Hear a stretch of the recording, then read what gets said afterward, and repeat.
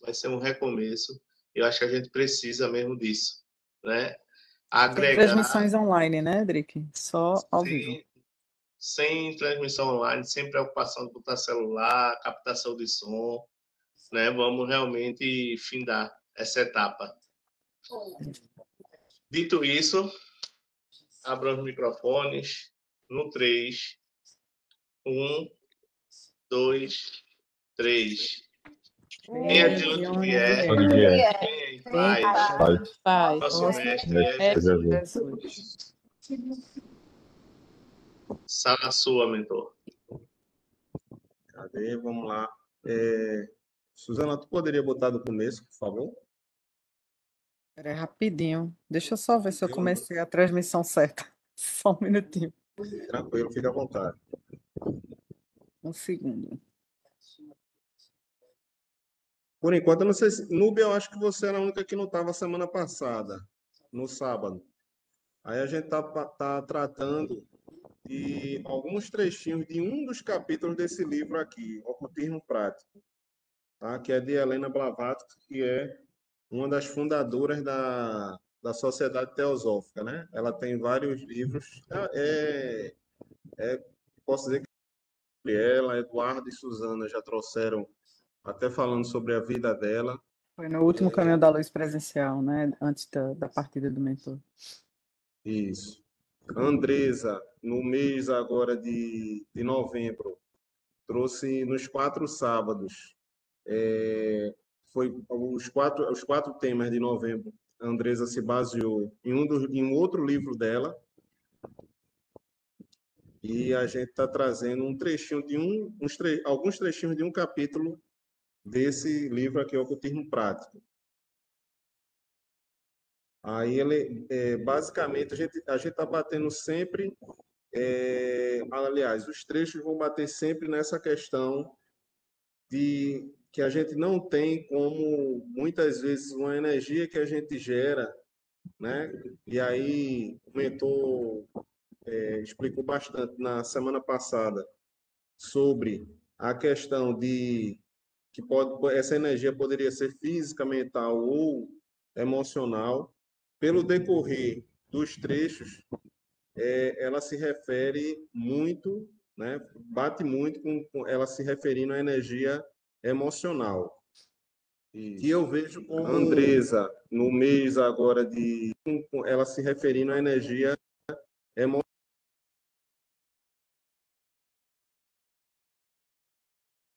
Será que a gravação deu alguma zebra aí, Suzana? Alguma coisa? Não, é porque eu comecei a transmitir o Facebook, aí ele fez eco aqui, mas eu já botei mudo no Facebook. Pode seguir.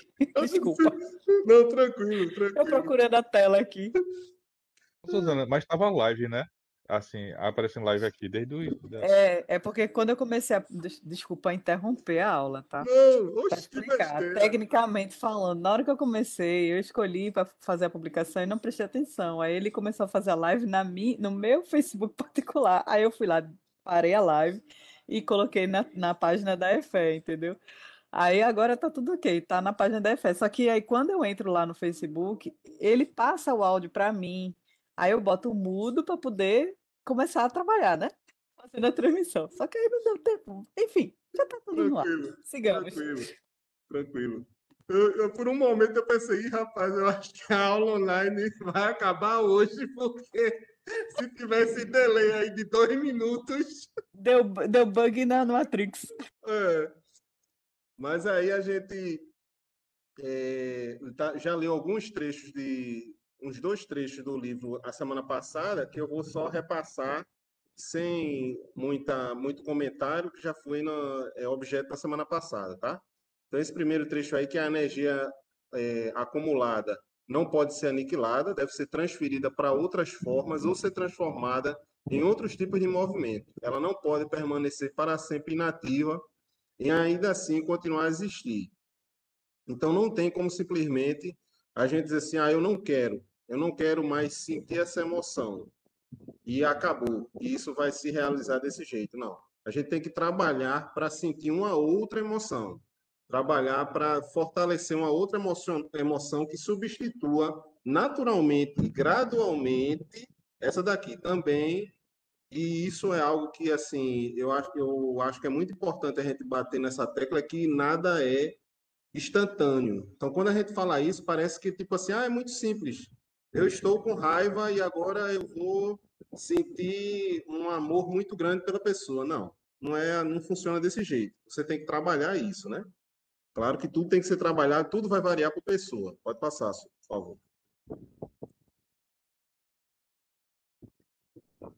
Aí eu trouxe um exemplozinho, essa figurinha que foi de vamos dizer assim, um episódio, né? De um gibi da Marvel, que são super-heróis contra super-vilões. Reuniu um bocado de gente. E nesse momento aí, os super-heróis estavam para ser, como é que se diz? Amassados por uma montanha e Hulk está Esmagados. segurando. Só que ele não estava, tem um momento que ele não está aguentando. E aí ele é provocado pelo Homem-Aranha, que começa a desdenhar dele, começa a falar coisa. Ele fica com muita raiva e com isso ele ganha força para segurar essa montanha. Que no caso dele aí, a questão dele, ele transformou a energia de raiva, né? Ele faz isso, transformou a energia de raiva em força. E, de uma certa forma, a raiva que a gente pode considerar, a raiva é ruim, certo? Ele conseguiu canalizar isso para uma boa ação, para algo produtivo, para algo harmônico, para algo positivo, vamos dizer assim, né? Que Na verdade, foi para segurar isso aí. sobrevivência. Sim, sim. Né? Sobrevivência dele e dos outros, né? Do grupo. Pode passar. É só para ilustrar que ele transformou a energia de raiva em, em uma outra coisa, né? Um outro trechinho do livro, os antigos diziam que a natureza tem aversão ao vácuo. Não podemos destruir ou aniquilar uma paixão. E aí essa paixão, como o mentor explicou, entenda também como uma energia, como algo de você agir, algo que lhe move, algo não entenda aí a paixão puramente como se fosse uma paixão de enamorados no casal, mas a paixão no sentido amplo, né? Tipo assim, uma paixão que você tá por alguma coisa que você está fazendo agora e você está todo totalmente envolvido, você está botando toda a sua energia naquilo porque você está apaixonado por aquilo, que também serve no caso de namorado, mas assim, dessa forma ampla. Se ela for expulsa, né, a paixão, uma outra influência elemental tomará o seu lugar. Não deveríamos, portanto, tentar destruir o inferior sem pôr algo em seu lugar, mas de fato deveríamos substituir o inferior pelo superior, o vício pela virtude e a superstição pelo conhecimento. É só para reforçar que nessa tentativa da gente apenas destruir ou aniquilar aquilo que está incomodando, algo sem qualquer tipo de controle nosso pode tomar o lugar. Então, isso é perigoso. Então, a gente tem que sempre buscar a substituição. Sempre tem que buscar colocar algo no lugar daquilo que a gente não quer mais manter. E algo superior, né?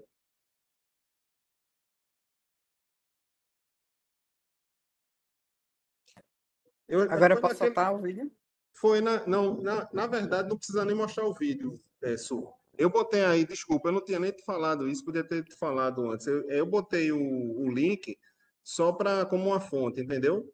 Só para saber que foi tirado daí, do Instagram dele e tal, para deixar a fonte registrada. Mas é o texto que realmente eu trouxe, viu? Para a aula. Aí, agora a gente já não está mais em Helena, né? Um texto do psicólogo e palestrante espírita Rossandro Klinger. Aí ele vai, todos nós temos sombras emocionais. Eu fui tentar até pesquisar. Quando ele fala em sombras emocionais, eu assisti um videozinho, um vídeo dele com uma outra amiga e tal, palestrante, e pelo que deu a entender, é algo bem assim, no sentido de emoções que a gente mantém na sombra mesmo, né? Aquelas emoções que a gente não quer trazer à luz, aquelas emoções que a gente considera que não sejam legais, vamos dizer assim. Então, todos nós temos sombras emocionais, que ao negá-las, podem atrapalhar nosso bem-estar emocional. Ver em nós a razão que nos leva a ficar irritados, magoados ou desequilibrados com o outro é uma tarefa árdua que exige um olhar sincero para enfrentar nossos monstros internos. É importante que, ao invés de apontar os defeitos do outro, possa olhar para si mesmo e perceber que o que você faz que alimenta aquela situação. Muitas vezes pode descobrir que pequenos posicionamentos e mudanças de pensamento podem resolver o problema. Esse é o primeiro passo no processo de construção da sua mudança pessoal. Então, assim, primeiro fato interessante é a questão que até Tati trouxe no início da aula, né? Que assim, todos nós temos sombras emocionais e não devemos negá-las, certo? Então, isso é tipo assim, o primeiro passo é aceitar. O primeiro passo é reconhecer. Dado isso, algo que eu acho assim que é muito perigoso, que eu não sou nem psicólogo, nem psiquiatra, nem psicanalista, mas assim, eu vejo como muito perigoso quando a gente vai falar nessa questão de, beleza, temos sombras, temos que aceitá-la, entender se aceitar, né? Eu acho que foi Aninha falou isso na semana passada e lembrou isso muito interessante. Tipo assim, aceitar não significa, beleza, eu tenho e vou ficar com isso. Não, aceitar é reconhecer, é não negar. Aceitar no sentido de não negar. Mas, a partir daí, trabalhar. Então, aceitar é o primeiro passo. Não é o único. É o primeiro. A partir daí, você vai... Até porque, se você não reconhecer, se você não aceitar, se você negar, você nunca vai poder trabalhar. Como é que você vai trabalhar algo que você nega? Que existe, que você tem isso, né? Que você é. Então, isso seria o primeiro passo. Mentor, pode falar. Esse conceito de sombra, ele não é uma coisa recente, não. Mas também não foi sempre existente, não, tá? Ele é muito... o conceito de sombra, daquilo que você recalca, daquilo que você reprime em seu inconsciente, foi uma definição elaborada por Freud e desenvolvida muito por Jung e outros psicanalistas, sabe?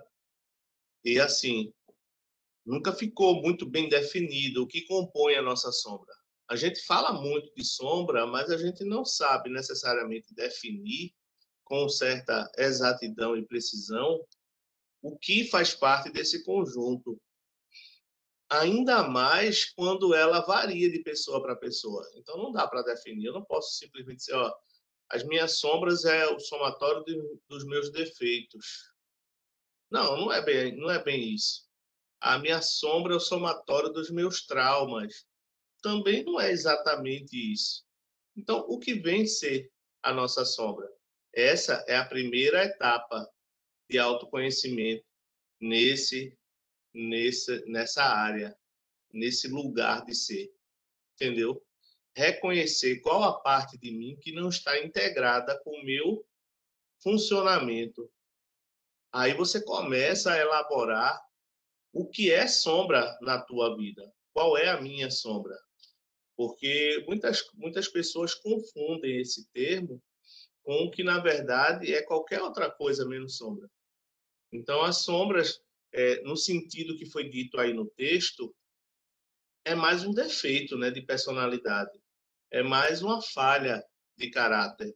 O que Rossandro colocou em termos psicológicos aí nesse texto é uma reedição da passagem de Jesus sobre a trave no olho. Estão lembrados dessa passagem, né? Como é que tu pode tirar o argueiro do olho do teu irmão se tu tem uma trave no teu olho? Então, esse texto é uma reedição dessa passagem. E aí, usar a palavra sombra, a gente precisa ter muito cuidado quando quer entender e dizer, eu vou reintegrar, eu preciso reintegrar a minha sombra. Ou seja, Rina está certo. Não pode ser irrestrito. Primeiro, você tem que entender o que é isso em você. Porque tem coisas que não são para ser reintegradas, tem coisas que precisam ser dissolvidas, que precisam ser repelidas, que precisam ser transformadas, que precisam ser reeditadas, porque é uma porção ruim em nós. E em boa parte da nossa missão encarnatória tem como propósito transformar isso que a gente está chamando de sombra em determinado momento, se confundindo na caminhada e dizendo que tem que reintegrar.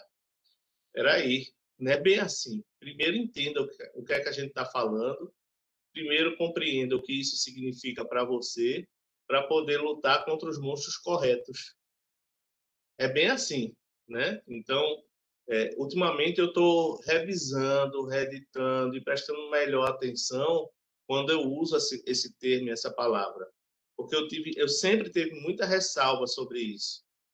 Quando você quer estudar o seu inconsciente, a primeira coisa que você se depara é com vários mecanismos de defesa que lhe incapacitam a acessar o seu inconsciente.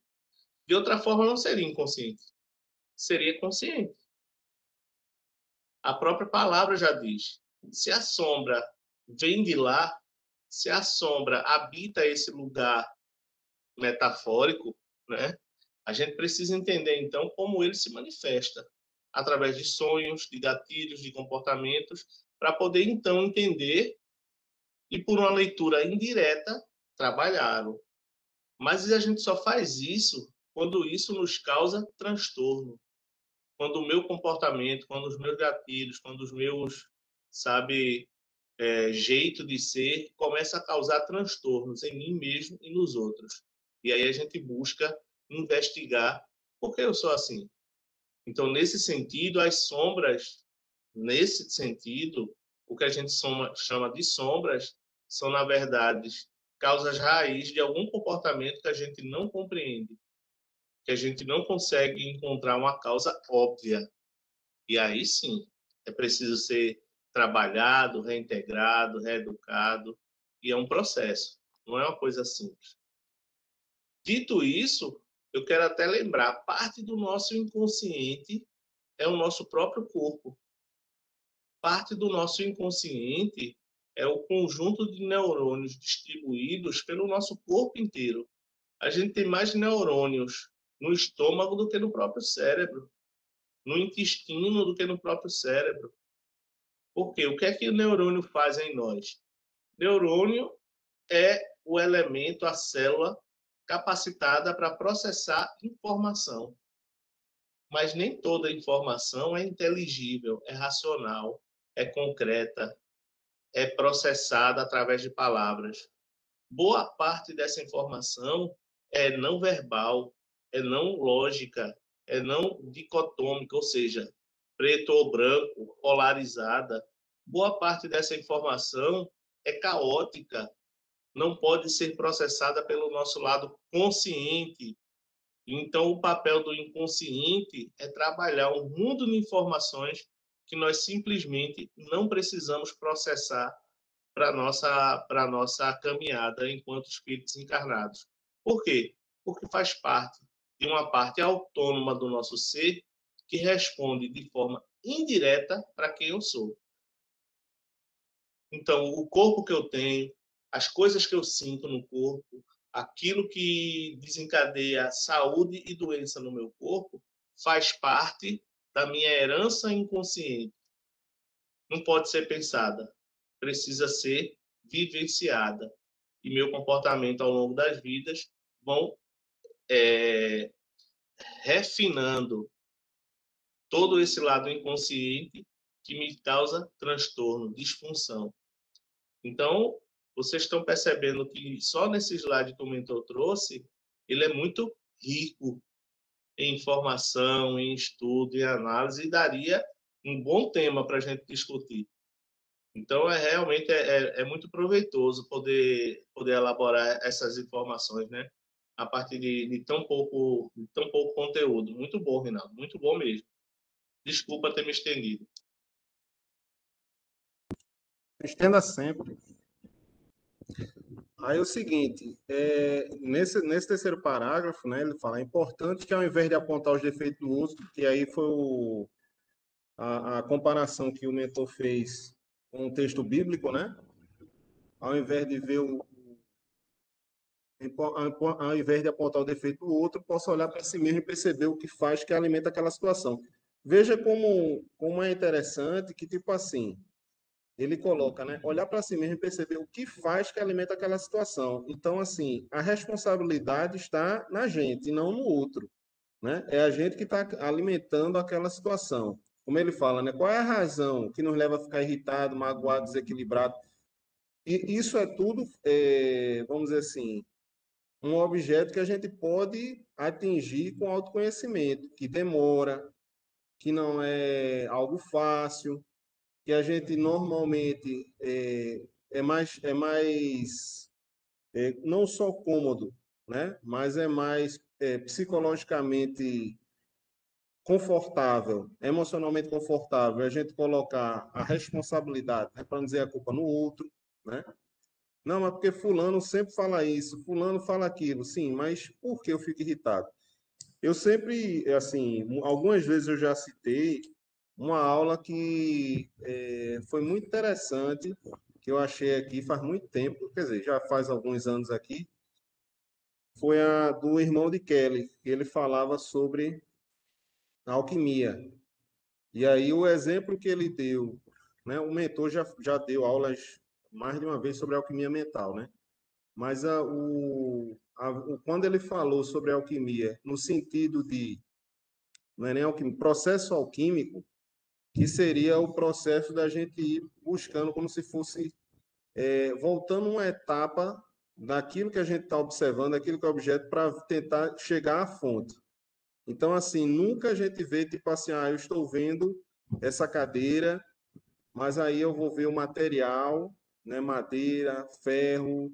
Tipo assim, é uma cadeira porque se convencionou que o nome é cadeira, né? Mas assim, tipo, se a gente for observar de fato, é um conjunto de parafuso, de ferro, de madeira, de alumínio, entendeu? Então, assim, tipo, muitas vezes a gente está vendo algo e a gente já foi dentro de uma cultura, a gente já tem uma definição para aquilo. Mas se a gente tiver a calma, diz assim, mas como é que se chegou a isso? Como é que foi? Então, desse mesmo jeito, é porque eu me irritei com isso. Foi só. Porque é muito fácil assim, tipo, sei lá, por exemplo, alguém falou algo, soltou fez uma piada e eu não gostei. Ou foi até contra a pessoa. E eu fiquei muito irritado, certo? Ok, de uma forma bem direta, não, porque isso aí é errado fazer uma piada contra você. Mas por que eu me irritei tanto? Porque pode ser que Eduardo tenha se irritado tanto como eu, quanto eu. Por que eu me irritei tanto? Isso tem alguma coisa que eu tenho que investigar em mim. E aí eu vou tentar revisitar o que é que isso, em relação à piada, de que eu fiz ou que fizeram, até onde eu possa ir nesse processo de o que foi que ele falou, o que é que tinha, qual foi o contexto da piada, qual foi o contexto da situação, quem foi a pessoa, o que é que essa pessoa que fez a piada representa para mim, qual é o arquétipo disso aí, que é uma pessoa autoritária, que é uma pessoa, enfim, tem muita coisa envolvida que a gente pode tentar ir trabalhando para ver situações similares, principalmente isso, situações similares que me irritam para poder enxergar o que é que de fato me incomoda. E aí eu posso trabalhar isso. Tudo dentro do tempo de cada um, né? E aí o que é interessante, nessa parte final ele diz, né, muitas vezes pode descobrir que pequenos posicionamentos e mudanças de pensamento podem resolver o problema. Esse é o primeiro processo de construção da mudança pessoal. A gente tem a tendência a achar que não consegue, ou a achar que não é possível, né? E assim, primeiro, veja, se acha que não é possível, aí já acabou, né? Mas a gente pode até achar que é possível, não, mas a gente não consegue, não, mas eu já tentei, não, mas isso tudo. Mas é claro que não é algo de hoje para amanhã.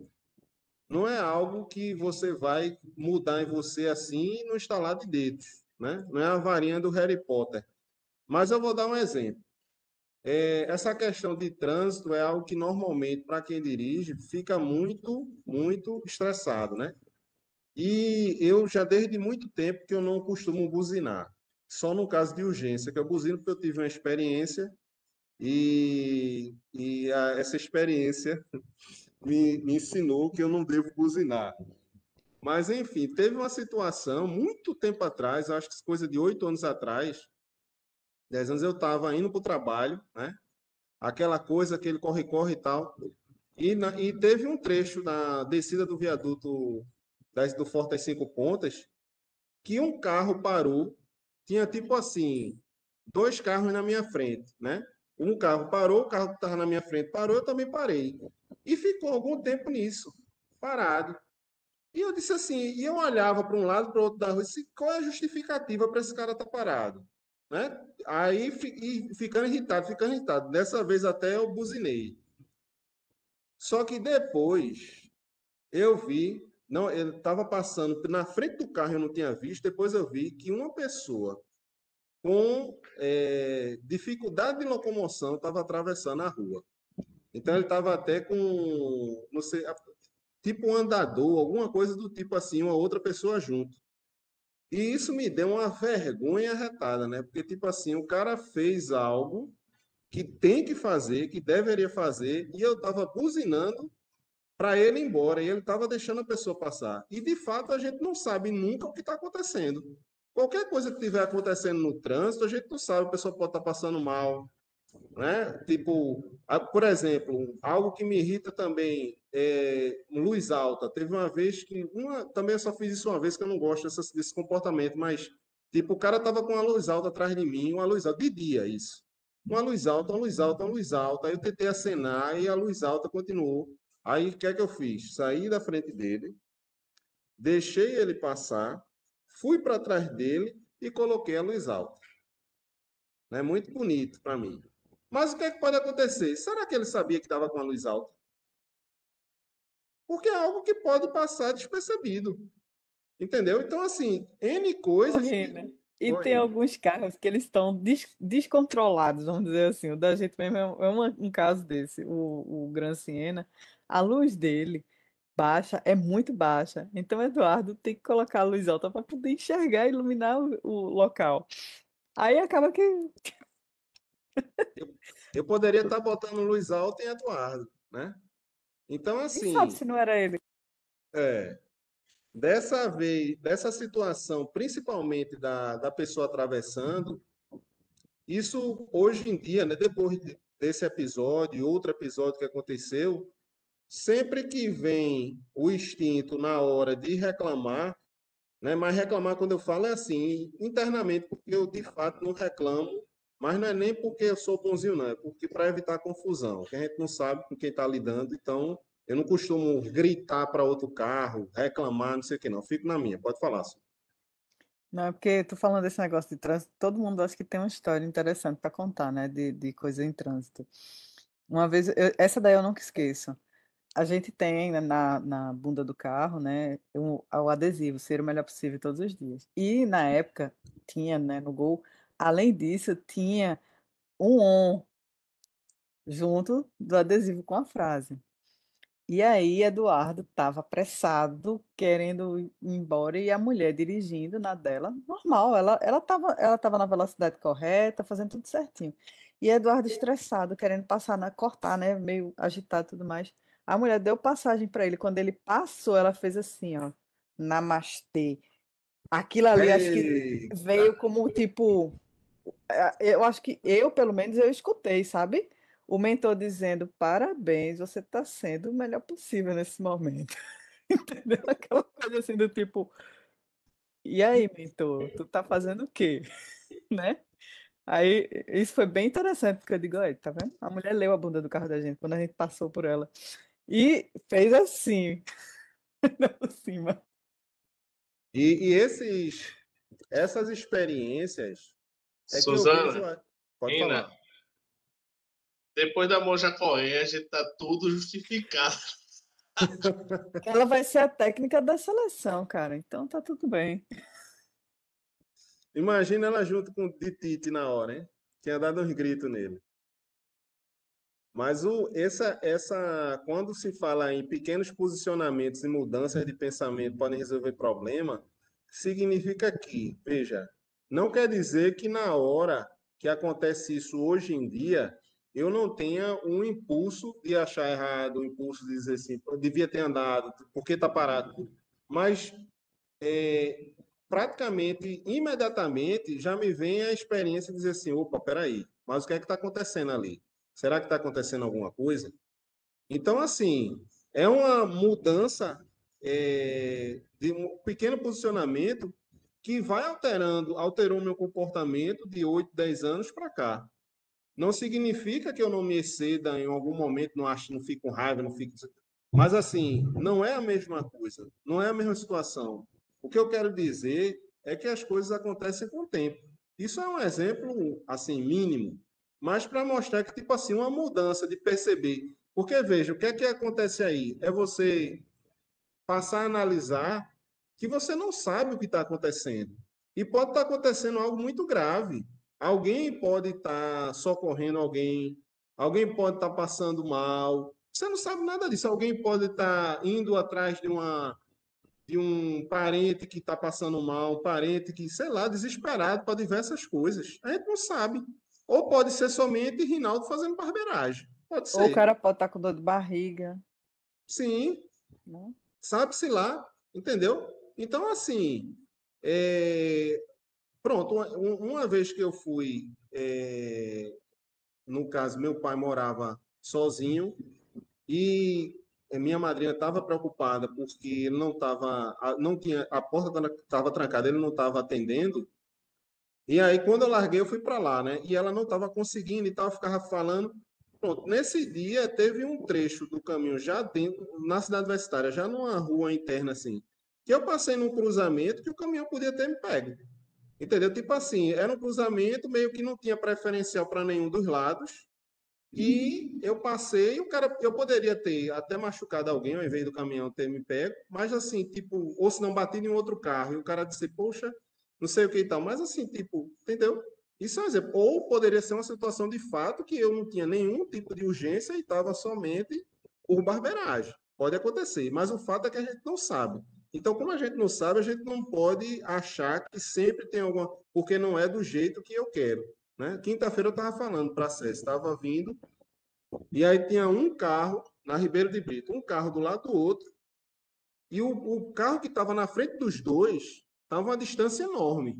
Só que eu não conseguia passar nenhum dos dois porque só tinha duas faixas, né? Mas tipo assim, ao mesmo tempo que eu estava irritado na situação, tipo, poxa, pelo menos poderiam ficar os dois numa faixa só, ou sei lá, né?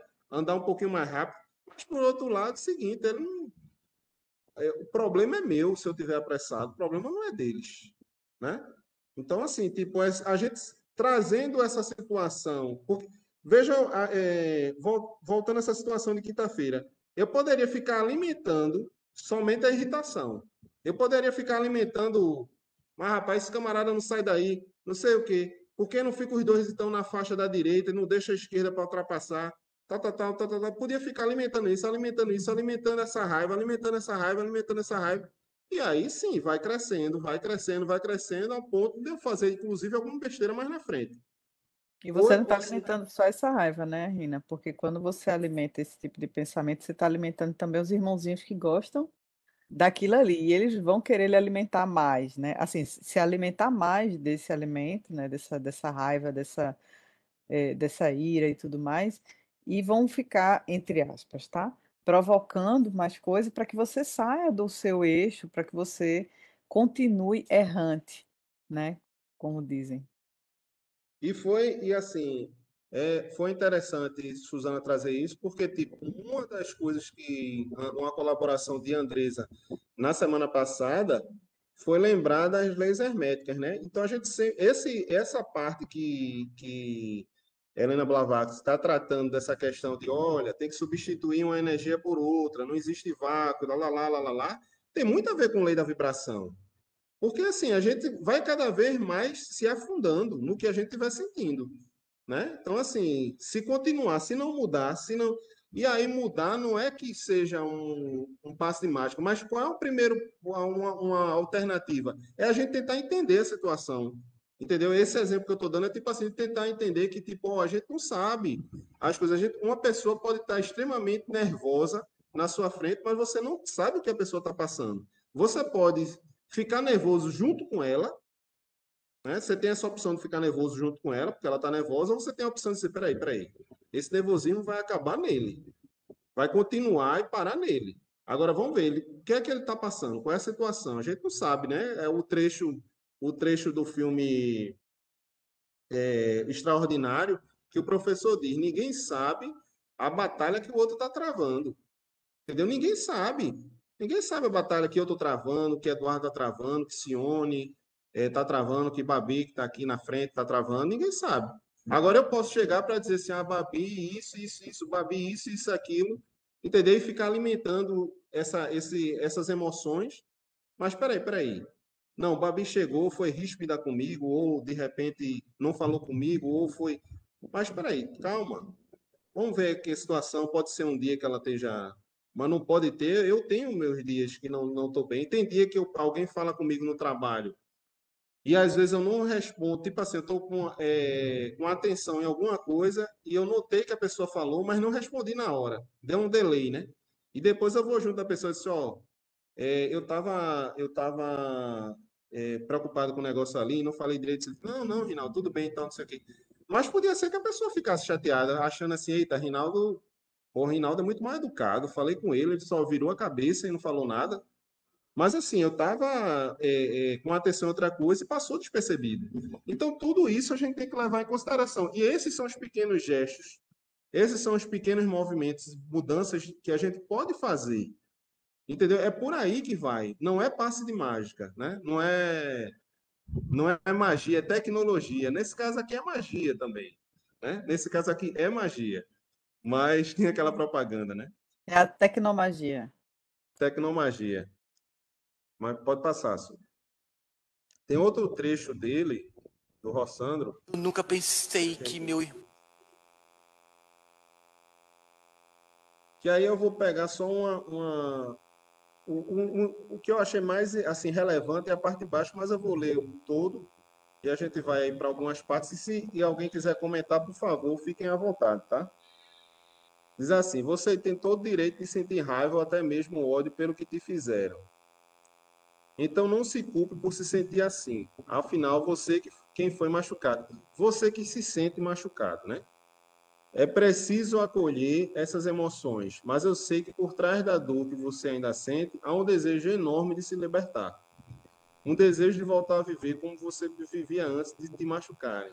A saída para a dor que um dia te causaram é uma só: o perdão. Aí está veja, uma forma de trabalhar a situação é você tentar compreender e ter empatia pelo que o outro está passando, né? De repente eu me senti machucado, eu me senti, né, que fui ferido por outra pessoa, mas aí é aquilo que eu estava dizendo, não, vamos ver o que é que a pessoa está passando e tal, não sei o quê, para não se sentir assim. E outra, uma saída que é bastante importante, e principalmente para quem é cristão, é o perdão, né? Não é perdoar para coroar quem te machucou. É perdoar para se libertar da dor que ainda te faz mal. Porque, inclusive, não depende, né? O perdão não depende de outra pessoa, né? Você perdoar não depende de você tem que chamar, falar com a pessoa. Depende de você não sentir mais essa emoção de que está machucado, que foi, enfim, né? Inclusive, um upgrade aí do perdão é você não se sentir machucado, né? Isso aí foi minha guru falando numa quinta-feira dessa. É você não se sentir ofendido, né? Esse é o upgrade do perdão, porque a gente acha que de repente uma pessoa, se quiser sentar aqui, viu, Babi, para ficar de frente, que aí você lê também. A gente costuma. É muito fácil a gente achar. Não é fácil, né? Mas assim, é mais na cara a gente achar que, tipo assim, o perdão seria o suprassumo, porque de fato perdoar é algo, perdoar mesmo, né? Não só a palavra, né? Dizer a palavra, mas é algo libertador, é algo muito importante e tal. Mas assim, mais do que perdoar, é não se sentir ofendido, né? Se chegar nesse nível, você não tem para que perdoar, né? Perdoar é porque você ainda está machucado, você está se sentindo machucado, né? Aí, isso, o próximo trechinho é de... Como é que se diz? Foi uma postagem de Andresa. Uma postagem de Andresa. No grupo, no Instagram dela, né? Que é justamente não se sinta ofendido. Então, se alguém quer te ferir, observe a dor que ele esconde. Se alguém quiser mentir para você, observe o vazio que ele guarda. Se alguém quer te trair, observe a solidão que carrega. Se alguém zombar de você, observe os traumas nisso. Se alguém te despreza, observa quão grande é a sua miséria. Se alguém inveja você, observe sua frustração interna. Não se sinta ofendido. Primeiro, o seguinte, tá? Dentre essas frasezinhas aí, muito importante é que assim, a gente não está fazendo isso com um dom de ficar julgando as pessoas, ok? Para a gente ter bem assim, tipo, não é, a gente não está aqui para ficar apontando o dedo, não. Tipo assim, se alguém zombar de você, observe os traumas nisso. Não, a gente não está aqui para ficar apontando o dedo, para ficar condenando as pessoas, não. É só a gente se colocar na situação da Empatia, pessoa. né? Isso, ter empatia. Ver por outras perspectivas o que é que pode ter gerado aquele comportamento, né? Mas sempre sabendo que é a gente com a gente mesmo, que não depende do outro, né? Não se sinta ofendido pelos defeitos dos outros. Trabalhe para corrigir os seus defeitos. Corrija-se o máximo que puder. Seja gentil e bondoso com quem mais precisa. Não se preocupe tanto em alimentar seu ego, comece a alimentar sua alma. Interessante que Jesus tem uma passagem bíblica também que ele fala, né? Que ele veio para quem precisava dele, né? Por exemplo, quem já sabia a lei, no caso a lei, entenda a lei dos judeus, né? Quem sabia a lei que teoricamente, né, estaria cumprindo também, não precisava dele. Então ele estava para quem estava à margem disso, né? Para os marginalizados. Ele estava para quem estava precisando. E a gente tem que ter sempre tentar ter essa paciência e se olhar para o outro. É muito aquilo que tudo, assim, muito na vida é a questão de como você está analisando a situação.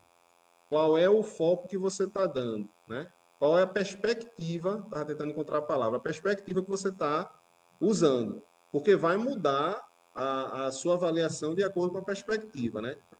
Um exemplo muito bom disso, um exemplo clássico disso, foi quando Carol trouxe aquele lance lá do caminhão do lixo, né? Que estava no meio da rua, que estava travando e tal, não sei o quê.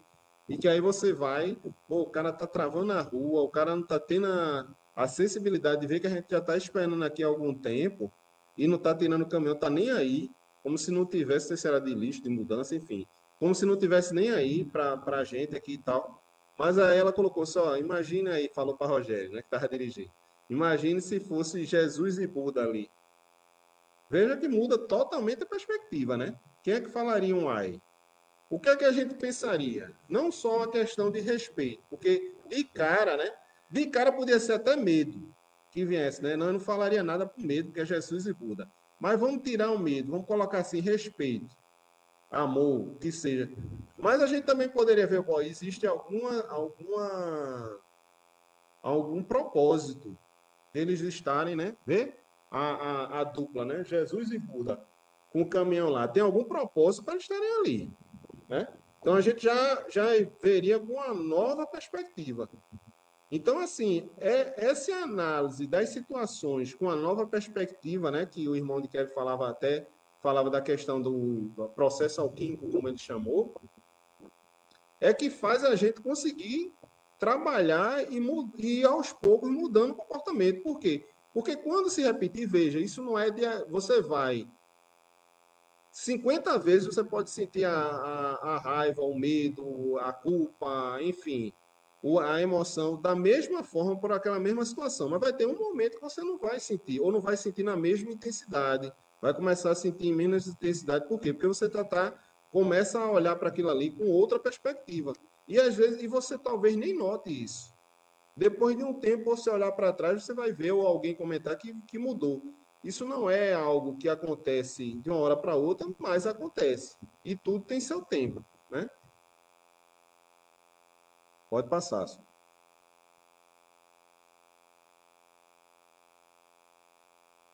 Eu trouxe aqui também, a gente vai falar um pouquinho desse, bem rapidinho, eu achei bem interessante esse filme, desde a época que eu assisti. É um filme,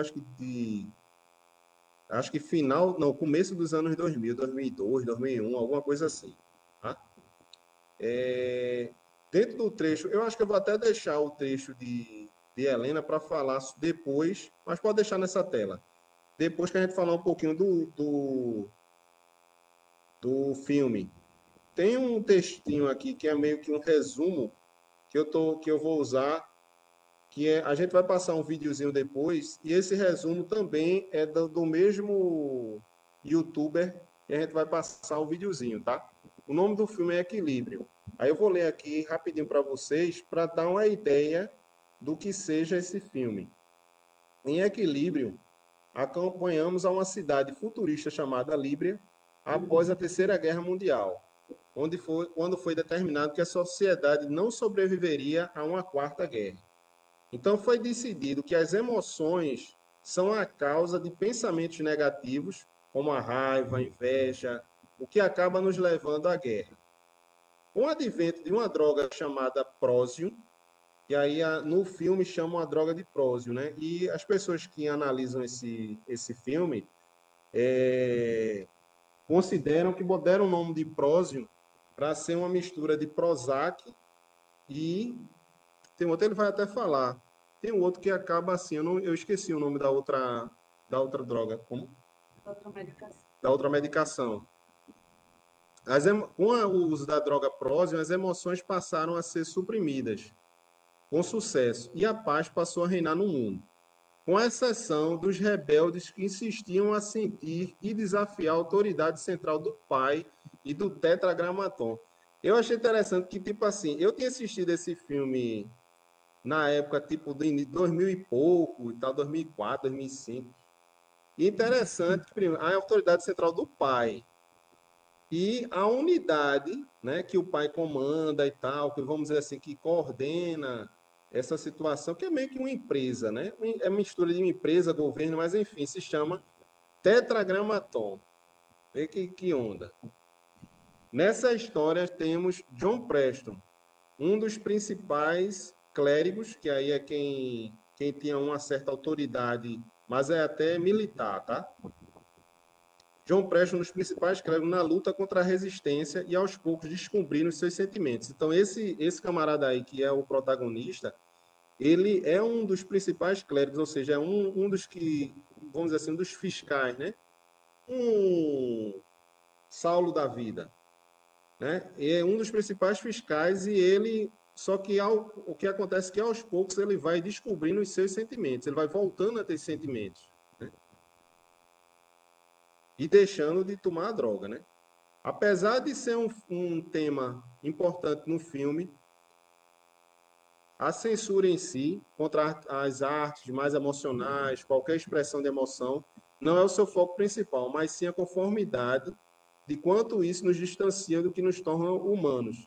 Então, é passado no filme uma perseguição a qualquer tipo de arte, seja música, livro, quadro, inclusive tem uma passagem que eles queimam a Mona Lisa e tal, não sei o quê, porque isso está muito relacionado, a gente sente emoção, a arte nos traz, nos expressa e nos traz a emoção à flora, né? Nos faz aflorar a emoção. Equilíbrio explora como a falta de sentimentos pode nos tornar piores. Um dos principais pontos do filme se torna a noção de que não existe mais guerra nessa nova sociedade. Só que, de fato, não se tem guerra, mas o que é interessante? As pessoas passam a... Porque, veja, guerra é um conceito, certo?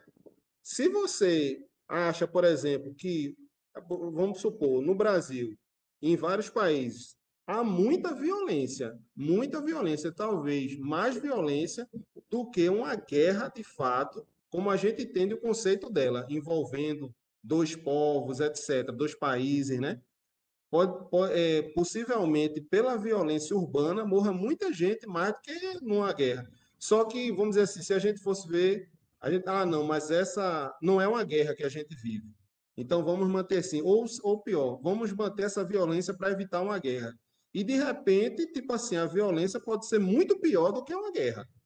Entendeu? Então, assim, tipo, ele vai trazer também, porque, na verdade, as pessoas vivem uma ilusão nesse filme de que esse meio de vida sem emoções está trazendo a paz porque não há uma guerra, porque eles passaram por a Terceira Guerra Mundial.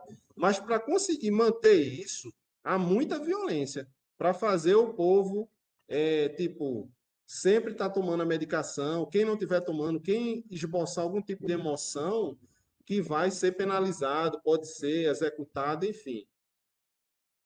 Então, de uma forma surpreendente e sutil, o filme nos lembra que a próxima noção, que a própria noção de guerra e a capacidade de notarmos o seu efeito negativo está diretamente ligado com a nossa capacidade de sentir. Por isso, não há guerra ou violência numa sociedade que não entenda esses conceitos, afinal, eles não possuem empatia, que é um sentimento fundamental. Então, se a gente não tipo assim, guerra é somente se houver dois povos brigando, vamos evitar isso, mas a que custo? Então, tipo, eu não vou ter nenhum tipo de empatia com o outro, vou matar porque eu estou achando que o meu propósito, a minha intenção, que é evitar a guerra, é maior e não tem problema fazer o que eu faço. Então, isso é muito relativo, não ter guerra, né? O filme aborda isso de forma interessante, porque enquanto o Prestes está totalmente comprometido com a doutrina, as cenas de morte não possuem sangue. Só depois da sua libertação, quando está sentindo, é que aparece sangue, simbolizando que agora, com seus sentimentos, ele está ciente, pela primeira vez em todo esse tempo, que estava vivendo uma guerra, que a utopia de Libra é baseada em uma grande mentira. Então, tipo assim, o filme faz retratar essa mudança, porque para ele, tipo antes, né? Ele matava de forma indiscriminada e achava que era porque era para fazer, né? Como Saulo perseguia os cristãos porque ele tinha um propósito que aquilo ali poderia afastar as pessoas da lei que era a salvação. Mas a partir do momento que há uma nova percepção, tanto de Saulo e aqui dele, ele começa a ver que, opa, peraí, mas para eu conseguir esse fim, são esses meios que eu estou usando, o que é pior das duas situações, né? Aí se puder passar aí o videozinho, depois a gente comenta mais um pouquinho. E aí vai para o trecho de Helena. É aquele que tu me mandou no YouTube, é? Isso, aquele Era um linkzinho. pouquinho que tu tinha dito que tu ia passar.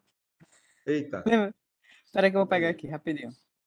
Mas eu posso até. Deixa eu ver se eu tenho. Se o senhor está pegando, eu posso falar rapidinho, né? Esse Sim? slide que estava mostrando aí, Helena, fala sobre a recondução de um tipo de energia, né?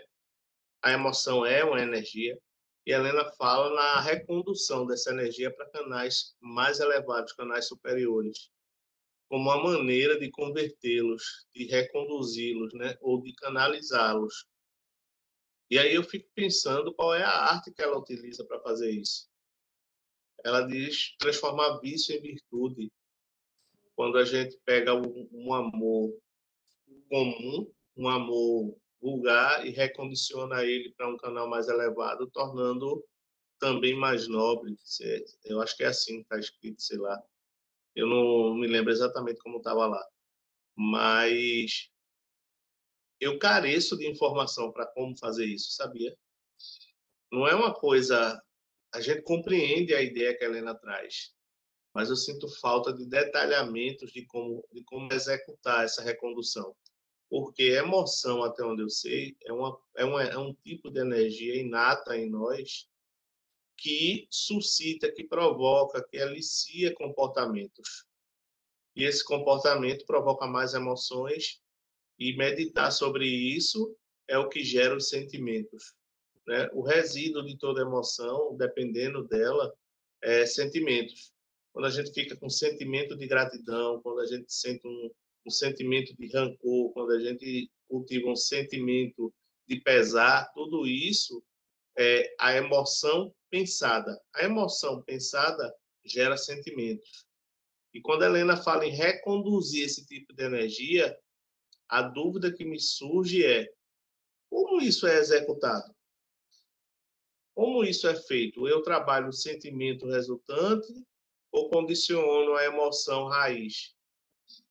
É uma coisa que a gente precisa pesquisar, sabia? Porque realmente não é trivial, não. Apesar de ser fácil de ser entendido, não é fácil de ser executado. Eu achei aqui o videozinho com o link no tempo, aí eu posso até passar ele por aqui, porque aí eu vou parando, tá certo? Eu tenho que compartilhar aqui, né? Eu tô sem te ouvir, viu? É porque a criatura esquece de tirar do mudo. Coloca para compartilhar o áudio também.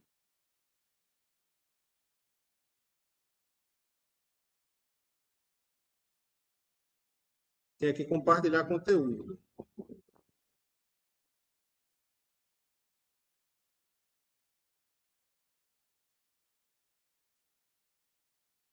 Compartilhar o áudio depois é onde é que eu vou botar? Deixa eu tentar aqui. Porque para mim apareceu compartilhar conteúdo, professor. Vamos ver se o áudio está saindo, tá? Tá saindo? Acho que eu tô mudo também, né? Tá mudo? Aqui, ó. Microfone. Estão me ouvindo? Deixa eu parar. Alô? Oi, estão me ouvindo agora? Sim, perfeito. Pergunta se Mas- escutou a música do. Vocês escutaram? Sim, tá dando para ouvir, Rina. Mas escutaram o videozinho quando estava começando ou não? Eu parei. Bota de novo, por favor. Eu parei o compartilhamento porque eu achei que eu estava falando, aí fiquei com receio que não estava. Eu acho que é a gente que fica sem ouvir, entendeu? Porque o vídeo não tá. E aí, estão ouvindo? Tá ouvindo, tá? Rina, eu não consegui ouvir. Bota por mais tempo. Eu acho que tá baixinho. Ah, então deixa. Su, é melhor tu colocar. Eu acho que tá porque estava alto, né? Deixa eu botar alto aqui. Su, se tu puder colocar, vê se. A internet até dela apertar. caiu. A internet aqui caiu, mas já voltou. Voltou agora. Se me disser o link, eu posso compartilhar também, senhor. Rina. Vocês estão me ouvindo? Sim. Eu vou pegar aqui um link. Bota aí no chat.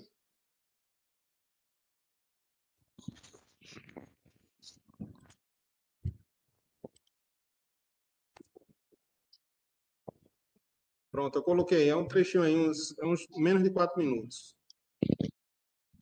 Eu compartilhei, ficou um tempinho, mas como vocês não ouviram nada, então. Vocês chegaram a ver o vídeo? Suzana disse que não está ouvindo, mas a internet Chegou voltou agora. aqui, mas agora voltou. Pronto.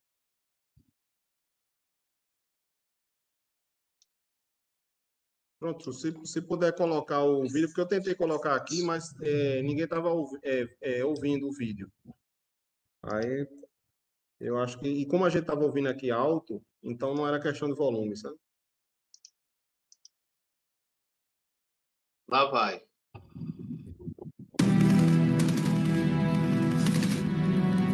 Precisamos de nossas emoções para entendermos quando estamos do lado errado ou até mesmo do lado certo, mas o quanto isso custa e afeta todos ao nosso redor. Em seu ápice, Preston percebe isso ao iniciar a revolução necessária para que a rebelião vença, mas é bem possível ver que ele entende o peso que esse momento carrega. Don't you see, Preston? It's gone. Everything that makes us what we are faded away. There's no war. No murder? What is it you think we do? Um outro aspecto bem interessante é justamente como as emoções são tratadas, não como algo sagrado, mas sim algo que precisa de um certo controle. Without control, emotion is chaos. But how is that different? The difference being is that when we want to feel, we can. Isso também é demonstrado em duas cenas de luta, quando Preston acabou de descobrir sua capacidade de sentir, ainda dominado pelas suas emoções e tendo problemas para se manter acima de Brent. Depois, quando os personagens voltam a se enfrentar no final, com Preston ainda sentindo, mas controlando seus sentimentos.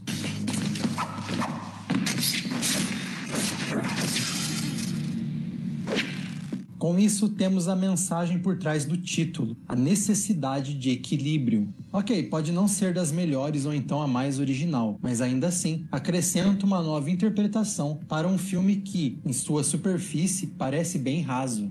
Por fim, outra camada que pode ser interpretada em equilíbrio, que acaba elevando o status do filme, além da sua condição de apenas um filme de ação, é como a propaganda é tão poderosa no controle da população quanto o Prosium.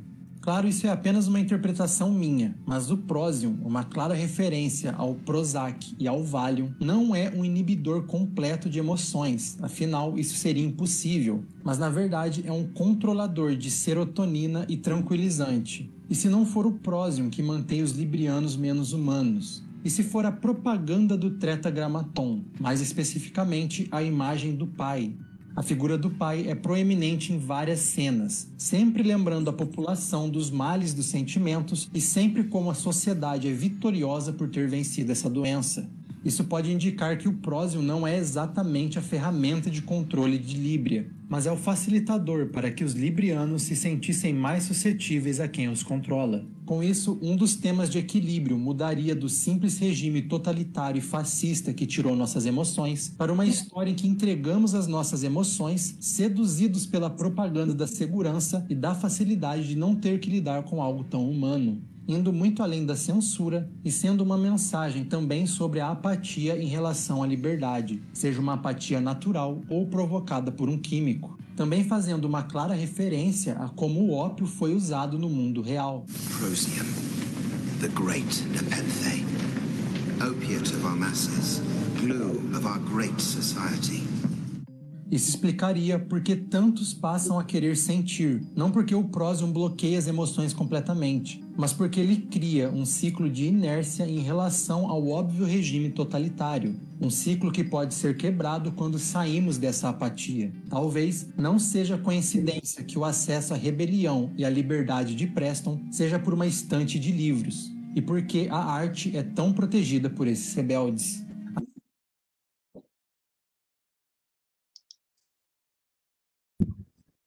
É aí, Rinaldo, parei no lugar certo? Isso. Tá certo. Aí já é suficiente, né? E, se puder botar lá o slide de novo, porque o filme, o comentário principalmente do youtuber, né? Ele veio tratar justamente dessa questão do controle, né? Não a questão de, como a Helena falou, né? Não como aniquilar, mas uma certa forma da gente ter o controle, tentar ter o controle sobre isso, né? Então, porque tem um diálogo entre o Preston, que é o protagonista, né?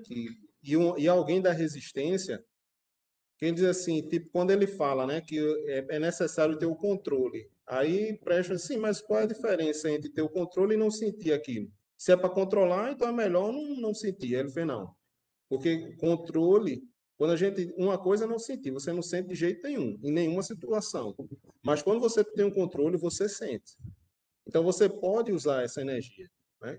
Eu lembro um caso, não sei onde foi, se foi nos Estados Unidos, onde foi, que tinha um parque, uma criança, ela acabou caindo de uma ribanceirazinha e estava sendo atacada por um crocodilo.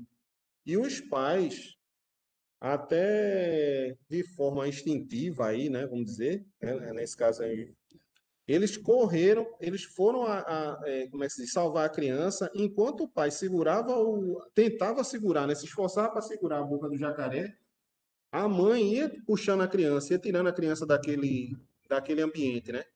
Então, assim, tipo, foi muito importante haver toda essa energia para eles fazerem aquilo que, se tivessem, de repente, num estado de apatia, não iam conseguir. Não iam conseguir salvar a criança, não iam conseguir chegar lá, não iam ter esse estímulo, né? Então, há uma diferença entre não sentir e você fazer o controle, né? Do que o cara estava dizendo. E tem uma passagem que ele fala, né? Que, tipo, o controle, sem o controle, a emoção gera o caos, né? Que é como, eu acho que a gente já teve uma passagem nesse sentido, ou ainda vai ter, do texto de Ocultismo Prático, que ela vai falar sobre isso. Mas aí eu vou ler essa passagenzinha aqui para a gente ver se tem algo mais a comentar. Né? Quer dizer, Engraçado. Diga, Viu, pode Rinaldo? falar. Engraçado que no filme, com controle ou sem controle, o caos é uma constante. Não é verdade? É. Porque ele argumenta que emoção sem controle é caos. Mas com controle também era caos. Você viu que a guerra se impôs exatamente por conta do controle das emoções. E eu acho que nesse filme, eu não assisti esse filme, vou até assistir ele, mas o conteúdo filosófico dele, no fim das contas, é exatamente que não importa de onde parte o controle, né? Externo ou interno. Se você não tem domínio sobre aquilo que tenta controlar, sempre vai haver caos. E aí Helena é muito sábia nessa passagem dela, porque ela não propõe controle, ela propõe condução. Condução é também um tipo de controle, mas com a consciência de que ninguém consegue barrar um rio, né? No máximo, a gente consegue conduzir a força, essa força que é o rio, que arrasta. Mas não tente controlar, não, velho. Você vai se dar mal. Aí, só para a gente ler esse trechinho aí, é inútil tentar resistir a uma paixão, que esse texto que o mentor que já comentou, né? É inútil tentar resistir a uma paixão que não podemos controlar. Se sua energia acumulada não for conduzida para outros canais, crescerá até que se torne mais forte que a vontade e mais forte que a razão, né? Lembra até aquela coisa de levar à loucura, né? Quando ele faz mais forte que a razão, é quando, de repente, um exemplo seria quando isso acaba crescendo de uma forma que leva a pessoa à loucura, né? Para controlá-la, tu tens de conduzi-la para um outro canal superior. Desse modo, o amor por alguma coisa vulgar pode ser modificado, transformado em amor por algo elevado. E o vício pode ser transformado em virtude se o seu curso for alterado. De fato, assim, receita de bolo não nos é dada, né?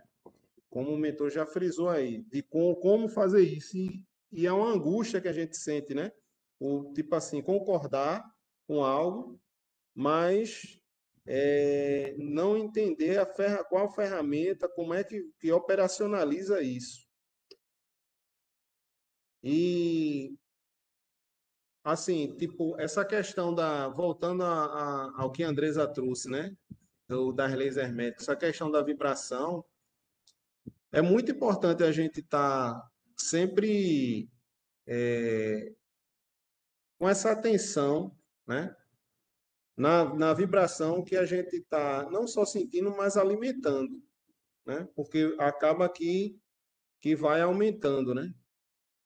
Eu me lembro uma vez um filme que eu assisti que eu achei um filme tão triste, tão depressivo. Outras pessoas, acho que Cecília mesmo não achou uma bobagem, tá? Outras pessoas também não acharam assim, mas e aí vem a questão de por que eu achei, né? Mas enfim, eu achei tão triste o filme.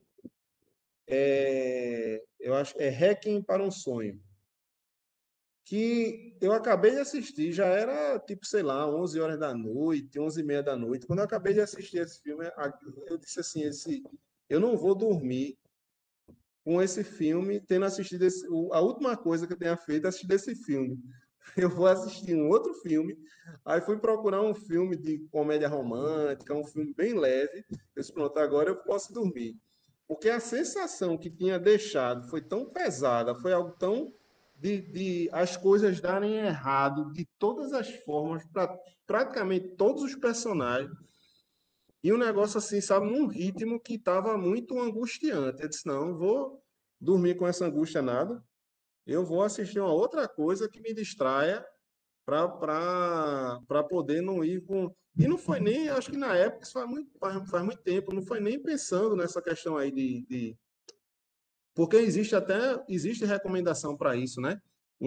Eu lembro do mentor falando num dos grupos de WhatsApp, o mentor Hamilton, ele falando de um exercício, se eu não me engano, um exercício da gnose, que era justamente você escolher algo que você queria, ou que você queria mudar, ou que você queria conseguir, e toda vez que você fosse dormir, você, antes de adormecer, ficasse repetindo uma afirmação, repetindo a afirmação, de forma a ficar vibrando naquilo, né? E a gente sabe que é muito importante também essa questão de como a gente vai dormir vai impactar os nossos sonhos e vai impactar enquanto a gente tiver lá que vai estar o corpo físico dormindo, mas a gente pode estar, né? E vai estar mais ligado ao plano astral. E se a gente for voltar atrás um pouquinho, a gente vai ver que uma lição passada de gerações e gerações é justamente rezar antes de dormir, né? Então a gente pode achar que é uma mera cerimônia, uma mera, não, vai ser o que e tal, mas por que antes de dormir, né? Também ao acordar, mas por que antes de dormir? Existe razão para tudo, né? Isso não passaria de tantas gerações se não houvesse um motivo. E é justamente a gente poder ir dormir tentando sintonizar numa vibração mais elevada. Aí o filme, basicamente, achei interessante por trazer essa questão de tentar aniquilar a emoção, mas que isso não funciona, né? Não é esse o caminho. Mas a gente tentar aí controlar, seja conduzir, de uma forma que a gente ainda tem alguma, vamos dizer assim, possa estar no comando, né? Minimamente possível, mas possa estar no comando, ou pelo menos deixar sob o comando da razão, ou sob o comando de algo que seja mais harmônico. Pode passar. Se alguém quiser falar alguma coisa, fiquem à vontade, tá? Aqui também, viu? Acho que já está no finalzinho, deve ser a última agora. César está como levantada. Quer falar, César? Ou esqueceu a mão. Não, era quando tu estava falando desse filme, Requiem para um Sonho, super indico. Porque ele fala sobre vícios de uma forma geral, né? Como funciona esse mecanismo. E fala de vícios diferentes, desde remédio para emagrecer até as drogas que a gente, quando pensa em vício, faz referência logo. É muito interessante esse filme. É o filme, para mim, que tem que passar em escola, que mostra o máximo que pode acontecer quando a gente se entrega. É muito interessante.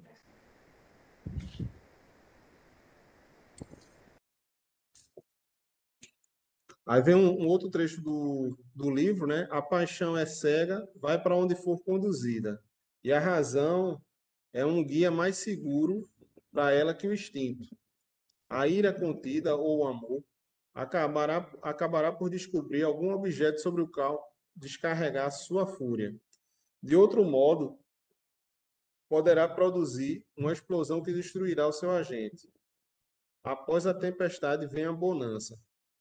Veja que é interessante quando ela coloca aí que a ira contida, né, ou o amor contido, né? E o amor aí, assim, aí vem aquela questão, como eu trouxe na semana passada, em relação à energia, que eu vou trazer em relação ao amor, que é essa questão do vocabulário, né? Então, assim, sobre o guarda-chuva de amor, a gente pode falar de muita coisa, né?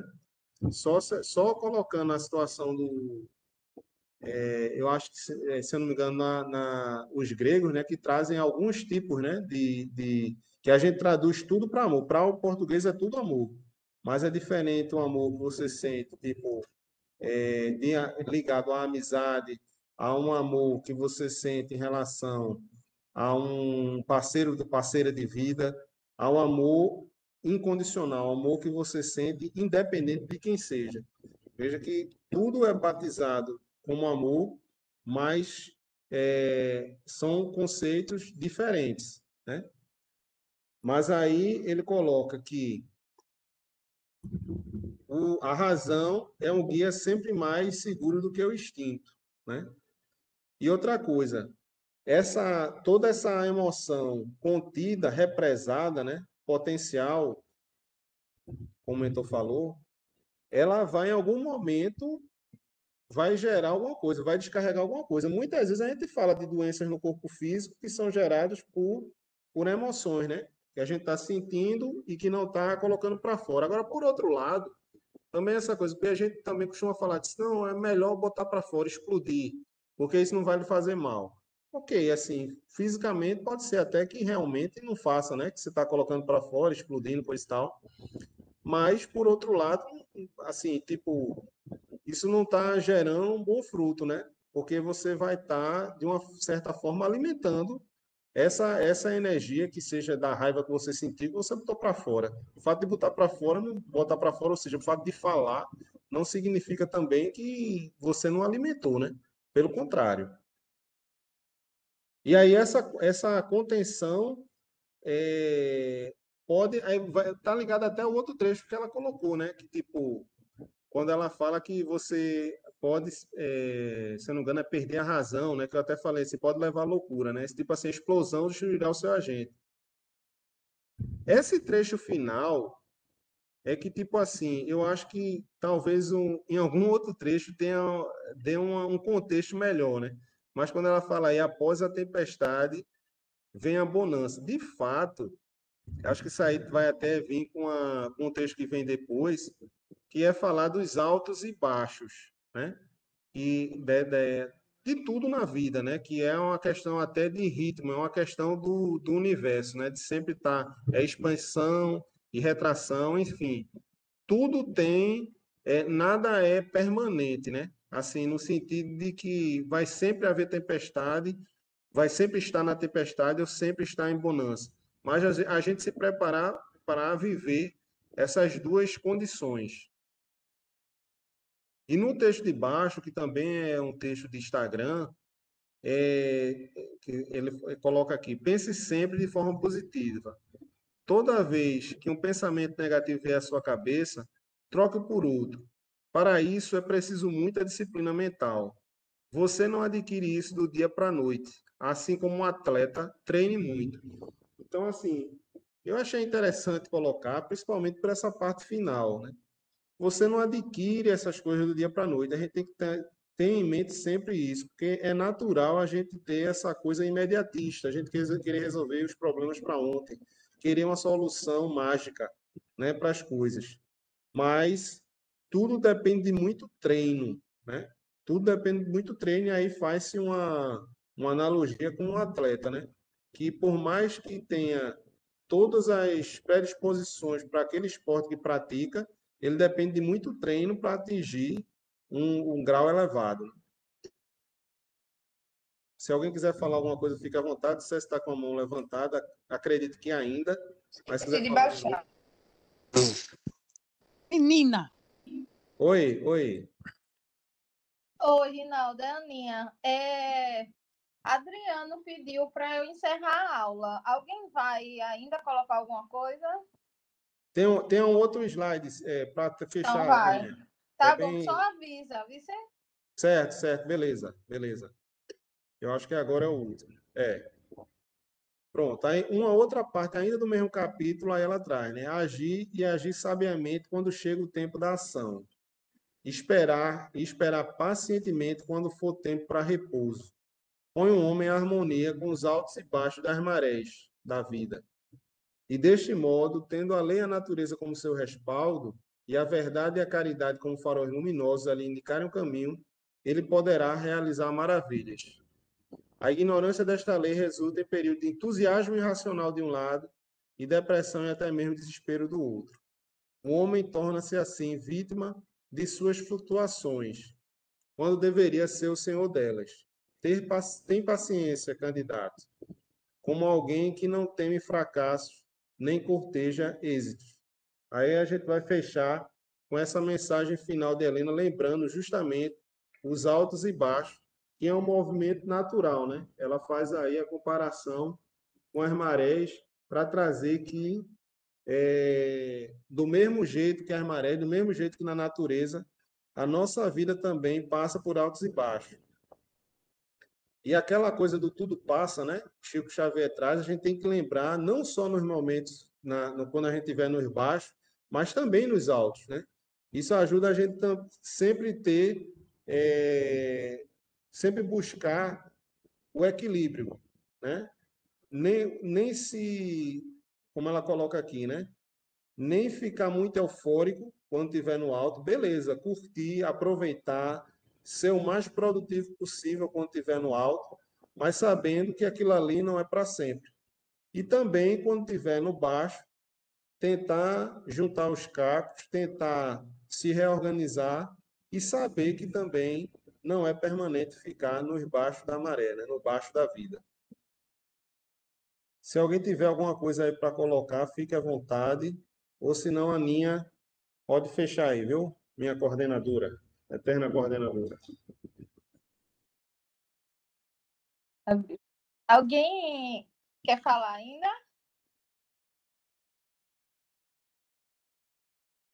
Então, assim, antes de passar as mensagens finais, eu gostaria de fazer um comentário, né, para fechar a aula. Eu já queria comentar, mas aí Adriano passou essa tarefa. Eu disse, então eu vou fechar. Eu vou trazer uma mensagem que é acreditada a Chico Xavier, né? Mas não se tem certeza, mas é atribuída a ele. Espera aí, vocês estão me vendo direito agora. É que eu estou escorando aqui, não. É assim, aos outros eu dou o direito de ser quem são. A mim, eu dou o dever de ser melhor a cada dia. Então, eu acho que dentro de tudo que a gente conversou hoje, essa palavra controle é uma palavra que nos persegue enquanto humanos, né?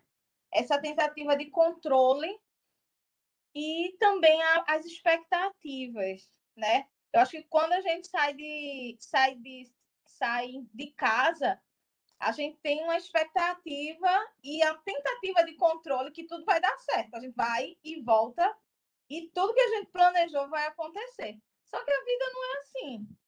Os exemplos práticos dados do dia a dia não é assim. Então, a única coisa que você pode ter controle ou condução, vou usar a palavra condução que a Helene usou, é das suas manifestações. Então, como você reage? A monja tem uma frasezinha que ela diz assim: eu escolho a maneira como me manifesto no mundo. Você escolhe a sua maneira de se manifestar, a maneira saudável ou não de se manifestar, sabendo que uma manifestação saudável vai gerar outras manifestações saudáveis, né? Então, assim, essa nossa tentativa de controle e de expectativa, né? E mais ainda, que às vezes eu percebo quando a gente está em grupos de estudos, né? Espiritualistas ou grupo de estudos que vai para a espiritualidade. Que a gente tem uma tendência a achar que a gente é bonzinho, que a gente é bom e é especial e que nada de ruim pode acontecer com a gente. Porque a gente estuda, porque a gente, né, quer criar ligações, iniciações, então nada pode acontecer. E não é bem isso, né? Na verdade, a gente é que é colocado em prática. Aquela eu não sei quem criou, mas assim, eu pedi a Deus paciência. Ele lhe deu a oportunidade de ser paciente. Eu pedi a Deus sabedoria. Ele lhe dá a oportunidade de ser sábio, né? Então, assim, como você encara as oportunidades, né? A reflexão de o que você faz quando é desagradado? Será que a gente realmente tem que ser agradado? A gente tem que ser, né? Ou a gente que tem que ser agradável? Eu lembro acho que foi o Caminho da Luz, não sei se foi no meu trabalho, que chegou uma pessoa e fez assim: eu esperava ser recebida melhor. E ficou aquela coisa assim, um cri-cri na minha cabeça, do tipo, o que essa pessoa criou na mente dela?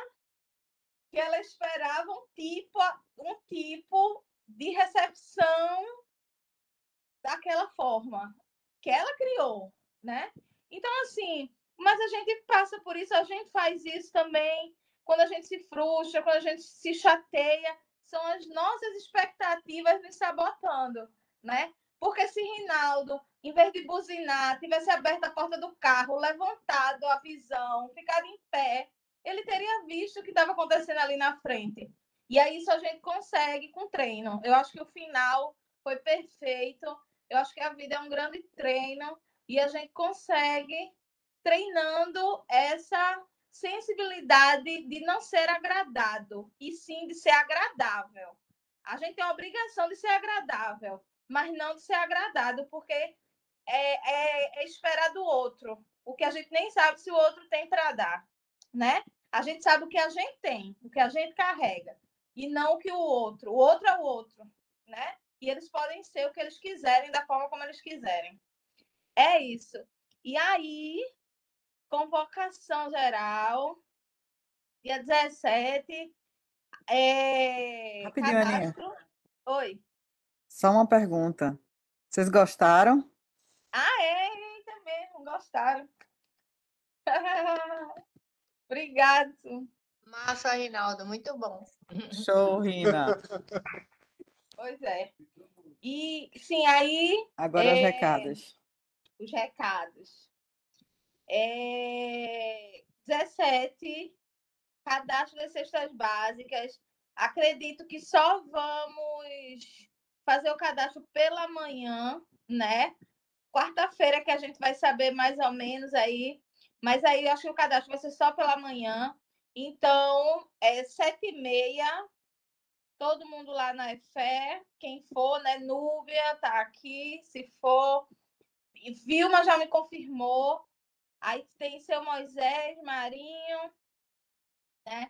Vai estar chegando os reforços aí. E aí eu vou colocar lá no grupo, né? No geralzão, para convocar. Dia 18 a entrega. E aí a entrega a gente espera que seja rápida, né? No novo formato. Começando no cartão tá às 8, mas aí a gente começa bem mais cedo, porque a fila se forma bem mais cedo. Então, gente, é isso. E ainda está em tempo de arrecadar, né? Nunca, até o dia 18, a gente colocou dia 11 por amanhã, no caso, por uma questão da compra que Vaneide vai fazer. Mas a arrecadação pode ser até a sexta, sábado, porque aí a gente reverte de alguma forma. E tá? também, se der, a gente vai e compra alimento, né, Aninha, de última hora no Isso. mercado e monta as E cestas monta. E monta as cestas. no próprio dia 17. Isso. Então, gente, muito grata por mais um sábado. Vamos firme aí, firme e forte na luta. Só para fazer só um adendo, Aninha. Dia 17 não vai haver, a gente vai divulgar a arte nas redes sociais, mas dia 17 não vai haver atendimento presencial de reiki, nem de mesa de tarô, porque a gente precisa focar, né, nas cestas para montar e tudo mais envolvido na campanha Natal dos Existe, tá? Então não vai ter. E nem dia 24, nem dia 31. Sim, isso aí vai ser o período do recesso, né? 24 e 31 não vai ter nem reiki, nem atendimento, e aí vai ter talvez uma confraternização, né? O café da manhã lá. Vai ter uma mudança no horário, né? Do encontro. Isso. Como 24 e 31 à noite, tá todo mundo nas suas famílias. Família. Aí o encontro do sábado 24 e 31 vai ser pela manhã. Aí vai ser um café da manhã coletivo na sede, né? Na própria fé. Não vai ser online. Isso. Pronto, pessoas. Vamos em paz e que o Senhor nos acompanhe. Que assim seja. Encerrando agora. A todos e a todas. Assim seja. Beijo.